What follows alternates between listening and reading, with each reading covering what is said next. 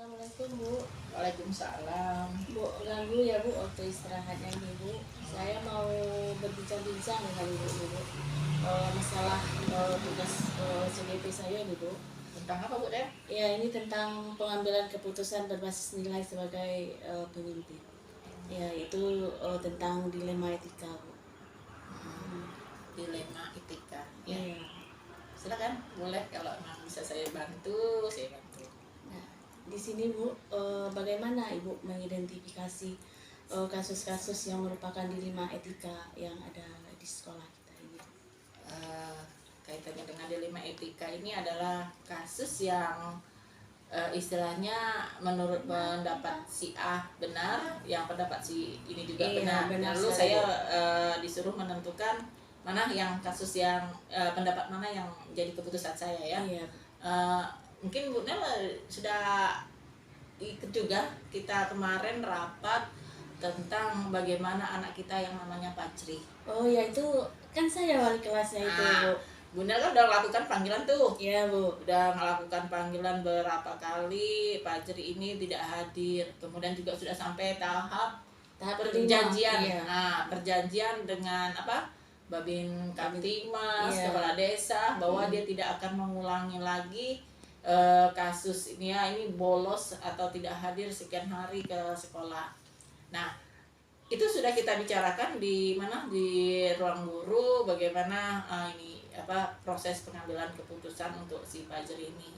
Kawan-kawan kan banyak pendapatnya, wah bagusnya udah ada Bu dikeluarkan saja karena ini apa melanggar tata tertib. Iya. Nah, Bu Nel kasihan Bu, dia tuh apa orang memang tidak mampu, mungkin ketika dia mau kesini memang motornya tidak ada. Dia selalu datang, Iya. diantar dulu. Nah, itu ada juga pertimbangan yang lain ya, dia sebenarnya ingin belajar cuma kemampuan atau daya tangkapnya saja yang memang lemah. Iya. Nah, akhirnya kita suruh kan itu ini si Fajri tetap sekolah walaupun sudah sebenarnya itu ya udah melanggar tuh, sudah prosesnya sampai ke kepala desa, sampai itu sebenarnya sudah, tapi bagaimana ya, kita agak takut Bu Nel, kasihan kalau sampai anak ini putus Sekolah. Nah itu salah satu kasus yang mungkin baru-baru terjadi dan termasuk Bu Nel adalah wali kelasnya. Kasus Fajri tadi tidak Bu ya. Dalam Ibu menjalankan pengambilan keputusan kan ada kepentingan Ibu, ada kepentingan sama-sama benar atau sama-sama mengandung nilai kebajikan. Bagaimana Ibu dalam menjalankan pengambilan keputusan tersebut? Ya inilah kepala sekolah itu tidak bisa mengambil keputusan langsung dirinya sendiri, tapi juga kan berdasarkan pertimbangan dari yang lain-lain. Nah, pengambilan keputusannya ya Fajri tetap kita harapkan tidak putus sekolah. Mungkin tadi dok sebenarnya melanggar lah, kalau kita tuh sebenarnya tahap terakhir ngambil apa, sudah tanda tangan dengan Pak Babinsa tadi itu sudah lah sebenarnya ya. Iya. Tapi tidak tega kan, makanya tetaplah kita suruh dia tetap sekolah dengan perjanjian dia tidak akan mengulangi lagi. Udah berapa kali itu perjanjiannya, tapi kita tetap apa membinanya, karena kalau dia tidak sekolah saya yakin akan lebih banyak lagi permasalahan yang timbul pada diri Fajri tadi. Makanya tetaplah Fajri kita harapkan Tetap sekolah. Mengambil keputusan tadi kan ada langkah-langkah Bu, atau prosedur yang Ibu anggap efektif dalam pengambilan keputusan tersebut. Iya, langkah-langkahnya tadi kan pertama kan Ibu Nel sendiri sudah merasakannya, lihat catatan kehadirannya, dilihat betul, jangan sampai kita istilahnya melakukan pembinaan tanpa bukti. Iya. Ya enggak? Lalu Bu Nel melakukan pemanggilan. Iya. Nah, sudah panggilan kesekian, berulang-ulang tuh, panggilan 1, 2, ulang lagi Iya, jadi 1, 2, sampai lima ulang itu, sampai Bu. berapa kali panggilannya. Iya. Nah, udah itu sudah lakukan pemanggilan tadi, Bu Nel juga menyampaikannya di forum guru, lalu guru juga berpendapat, dan ya kita selesaikan. Ternyata keputusan kita tidak ingin Fajri ini putus sekolah, kita lanjutkan walaupun mungkin ekstra pembinaan ya gitu. Jadi apa ya, ini prosedurnya dari wali kelas, kemudian nanti tambah guru BK, baru nanti forum guru dan kepala sekolah, gitu ya pengambilan keputusan kita. kasus Fajri tadi Bu, hal apa yang merupakan tantangan dalam pengambilan keputusan di rumah tangga? Tantangannya itu adalah yang kesulitan kita menghubungi orang tua Fajri. Fajri itu sebenarnya mau sekolah tuh, tapi karena kita prosedurnya kalau orang tua tidak datang, kamu tidak usah sekolah dulu kan, gitu kadang kan. Nah, ya tantangannya orang tuanya sendiri kadang yang tidak ada keinginan atau datang ke sekolah sehingga anaknya yang menjadi korban. Itu tantangan kita. Seharusnya orang tua itu ketika dapat panggilan dari sekolah langsunglah ke sekolah sehingga kita bisa selesaikan dengan cepat. Jadi bisa langsung sekolah. Ini udah sekian hari dia datang ke sekolah bawa tas. Karena kita ini mau menegakkan disiplin, harus orang tua datang dulu, maka kita suruh pulang dulu Fajri. Nah, akhirnya Fajrinya yang jadi korban tidak sekolah karena orang tuanya tidak datang. Jadi kesulitan kita menyadarkan orang tua bahwa kalau ada panggilan sekolah itu memang sudah hal-hal yang memang betul-betul kita pikirkan, bukan sekedar begitu ada kasus panggil orang tua, ada kasus panggil orang tua. Tapi kan kita sudah mikir ya, manggil orang tua ini memang perlu dukungan dari orang tua sehingga bisa kita selesaikan secara bersama dengan orang tua. Jadi pembinaannya tidak dari kita sendiri tapi juga bantuan dari orang tua. Itu tantangannya. Bukan pembinaan kita dari sekolah saja yang harus dari orang tua. Ya, kadang itu Fajri ini Bu, di telepon juga tidak ada ya, orang tuanya tidak ngangkat kan itu. Itu. Satu. Dalam penyelesaian pengambilan keputusan ini Bu, adakah tata kala atau jadwal tertentu untuk menyelesaikan, apakah di tempat atau memiliki sebuah jadwal untuk menyelesaikannya atau bentuk atau prosedur yang akan Ibu jalankan? Gini, kalau jadwal sih sebenarnya fleksibel kita kan. Kita udah sepakat di sekolah itu kalau ada kasusnya memang kasus di kelas selesaikan langsung dengan gurunya, tidak usah melibatkan orang luar atau istilahnya guru lain. Kemudian ketika kasusnya ini ada memang kompleks, kita melibatkan orang lain, misalnya orang tua, itu biasanya kita ada rentang waktu untuk menyelesaikannya.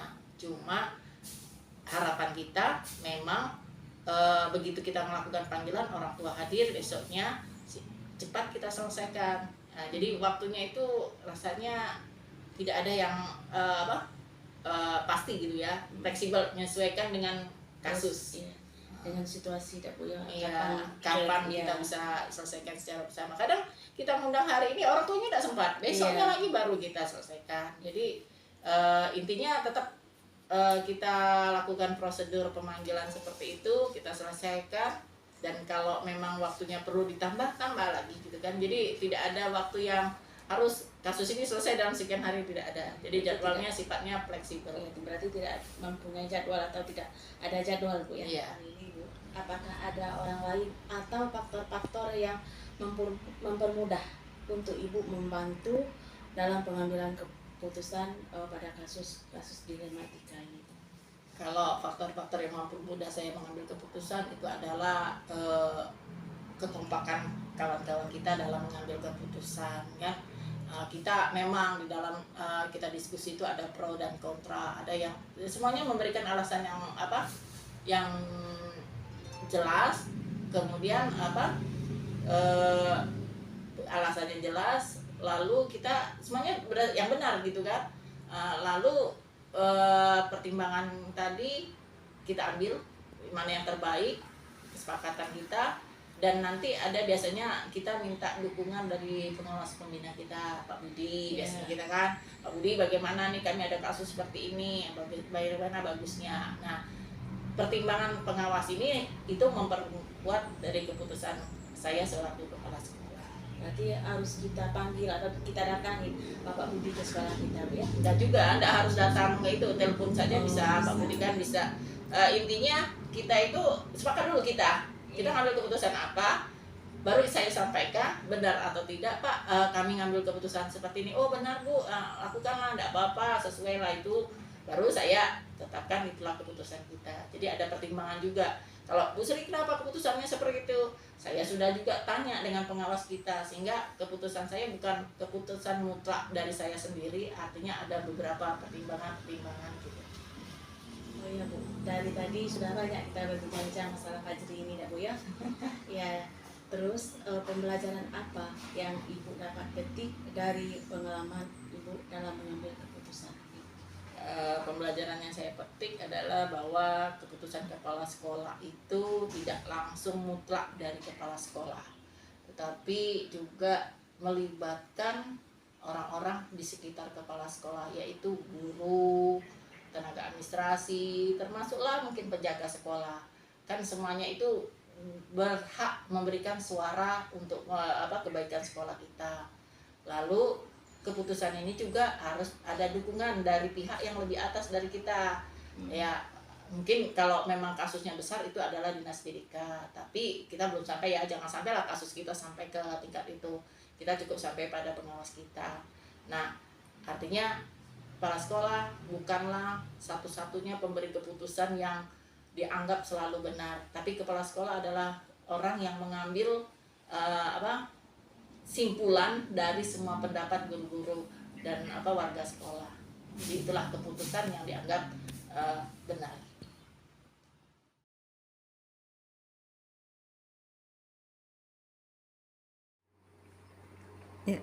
Izin Bapak, saya CGP Angkatan 9, nama saya Agus Manili, berasal dari SMP Negeri 22 Batanghari.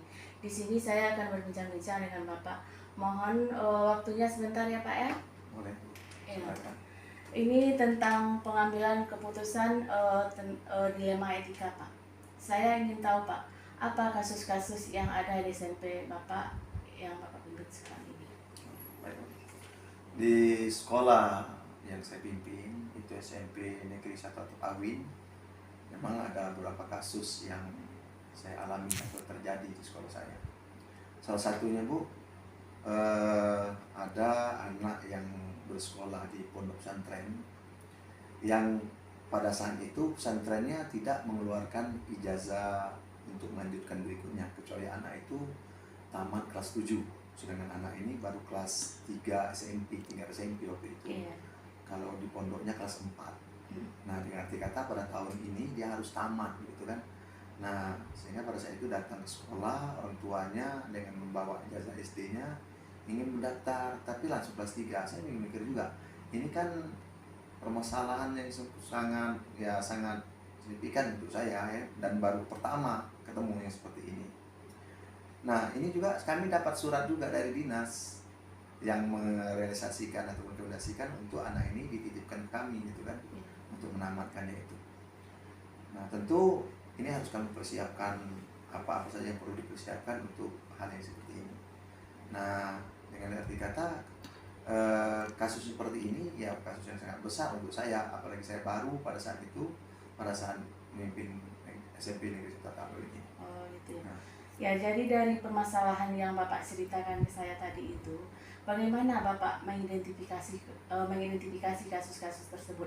Apakah kasus tersebut termasuk dilema atau bujukan moral? kalau menurut saya ini termasuk kasus dilema etika, karena hal yang seperti ini pertama baru terjadi dengan saya, dan saya juga baru sebagai pimpinan di sini, dan ini juga direkomendasi oleh dinas pendidikan. Nah, tentu hal ini harus saya bicarakan dengan rekan-rekan sejawat saya atau rekan kerja yang ada di sekolah gitu. Boleh. Dari kasus yang sudah Bapak ceritakan tadi kan, saya sudah banyak juga mendengar atau kasus tersebut. Bagaimana Bapak bisa mengambil keputusan itu? Kan ada di mana dua kepentingan yang sama-sama benar, atau dua kepentingan yang sama-sama memiliki nilai kebajikan, Pak. Tentu dengan menghadapi permasalahan ini ya saya harus bicarakan dengan rekan-rekan yang ada di sekolah. Tidak bisa saya memutuskan sendiri gitu. Saya melibatkan wali kelas yang akan ditempati anak ini sebagai wali kelasnya, kemudian guru-guru yang ngajar di lokal itu nanti gitu. Pak, kita lanjut Pak ya. Dari dari kasus tadi atau keputusan yang Bapak ambil tadi, langkah-langkah atau prosedur apa yang Bapak lakukan supaya keputusan ini dianggap efektif gitu Pak? Tentu langkah-langkah yang harus saya lakukan, saya mengumpulkan guru-guru saya dulu. Saya adakan rapat dulu, saya ceritakan permasalahan ini bagaimana kita, ini ada suratnya, kemudian anak ini juga ke depannya mau kemana gitu kan. Tentu ya diadakan rapat, sehingga dari rapat itu anak ini kelas 9, tentu wali kelas 9 juga dibicarakan di situ dan sepakati, ya kesepakatan bersama, bukan putusan saya sendiri begitu kan, sehingga ya kita terima. Berarti Bapak kesepakati dulu ya. Ya. Berarti Bapak rapatin dengan Ya, majelis majelis guru yang guru ada yang yang di sekolah ya, Bapak itu. bagaimana menyikapinya seperti ini. Dan alhamdulillah dalam hasil itu semuanya setuju gitu. Semua rekan-rekan Rekan-rekan bawahan setuju, Bapak setuju ya. Walaupun ada beberapa orang yang agak keberatan gitu kan, karena anak ini dia tetap sekolah di pondok, Bu. Gitu. Iya. Dari permasalahan yang sudah Bapak sampaikan tadi, hal apa saja yang menjadi tantangan dalam Bapak mengambil keputusan dilema etika ini? Yang menjadi tantangan itu ya tadi dari kawan yang tidak setuju, dia yang keberatan. Karena pada saat itu posisi anak ini dia istilahnya titipan untuk mengikuti kegiatan KBM-nya itu, untuk mendapatkan ijazah gitu kan, sebagai legalitas dia untuk melanjutkan sekolah gitu. Dan pada saat itu anak ini masih dititipkan di pondok pesantren. Ya, bukan di sekolah Bapak Bukan ini sekolah ya. Bapak ya, tapi dia ujian. Nah, dengan catatan dari guru-guru saya, sudah kesepakatan bersama, guru-guru yang ngajar kelas 9 pada saat itu, ya bertambah tugasnya, dia memberikan soal-soal, memberikan tugas melalui WA gitu, atau melalui online. Nah, dia tetap belajar secara daring anak ini. Nah, dan ketika dia mengikuti ujian akhir, alhamdulillah dia datang ke sekolah dan mengikuti sekolah. Mau dia datang ke sekolah. Dia datang. Dalam mengambil keputusan ini, Pak, ada takala atau jadwal tertentu dalam sebuah penyelesaian masalah ini, atau waktu tertentu, atau di lain waktu Bapak memutuskan keputusan dilema etika ini, Pak? Nah, kalau dilema etika ini yang ada di sekolah, sebenarnya tergantung dengan besar kecilnya permasalahan dilema etika yang terjadi gitu. Ketika itu kecil ya bisa diselesaikan secara cepat dalam waktu yang singkat mungkin, tapi kalau memang membutuhkan beberapa hari, mungkin dengan tadi diadakan rapat dulu dengan wali kelas, dengan guru yang ngajar, nah, mungkin ya kita tentukan dulu jadwal harinya, kapan kita ini rapatnya, hasil putusan akhirnya gimana gitu. Bukan pada waktu di tempat itu Bapak tentukan ya? Tidak, ya kita tengok situasinya Pak ya. dulu ya, dengan situasinya bagaimana kejadian atau keadaan yang akan kita hadapi. Keputusan ini Pak, ada seseorang atau faktor-faktor apa saja yang mempermudah Bapak untuk mengambil keputusan ini? Untuk mengambil keputusan ini dalam menyelesaikan kasus dilema etika ini, sebenarnya melibatkan banyak orang sebenarnya. Kita bisa melibatkan komite, melibatkan wali murid, melibatkan guru wali kelas, melibatkan guru-guru yang ngajar di sekolah tersebut gitu. Namun ketika bertemu dengan dilema etika yang lebih tinggi lagi atau lebih penting lagi, tentu saya akan ada atasan di atas saya, itu pengawas sekolah. Nah, gitu. Tentu kita akan mengundang pengawas kita atau kita menemui pengawas kita. Bagaimana solusi terbaiknya gitu. Oh, berarti Bapak undang pengawas tersebut ke sekolah, ya. Tentu dihadapin dengan guru-guru semuanya. Atau saya sendiri yang bertemu dulu dengan pengawasnya gitu. Dari awal saya sudah mendengar pembicaraan atau kasus-kasus Bapak ini kan. Dari kasus Bapak yang sudah Bapak utarakan, sudah Bapak bincang-bincang dengan saya ini, terus apa pembelajaran yang dapat Bapak petik atau yang dapat Bapak ambil dari kasus tersebut ini? Dari kasus dilema etika yang terjadi di sekolah dan melalui wawancara kita ini, Bu, tentu ya banyak sekali hal-hal positif yang saya rasakan dan yang perlu saya kembangkan ke depannya. Apalagi sekolah SMP yang saya tahu ini kan sekolah yang boleh dikatakan sangat jauh dari kota kan. Tentu masukan-masukan seperti inilah yang sangat dibutuhkan gitu. Tentu hal-hal ini yang sangat berharga sekali bagi saya. Dan ya syukur alhamdulillah Ibu mau berwawancara dengan saya, menambah pengetahuan saya tentang bagaimana yang sebaiknya saya lakukan. Jadi besok-besok boleh lagi lah datang saya ke sini untuk wawancara ya Pak, dengan materi yang lain gitu lagi. Mungkin bukan dilema etika lagi gitu, nah Pak, ada lagi kasus-kasus yang lain gitu. Berarti Bapak siap menerima saya Insya ya Pak? Allah, insya Allah. Ya. Terima kasih Bapak ya. Terima kasih.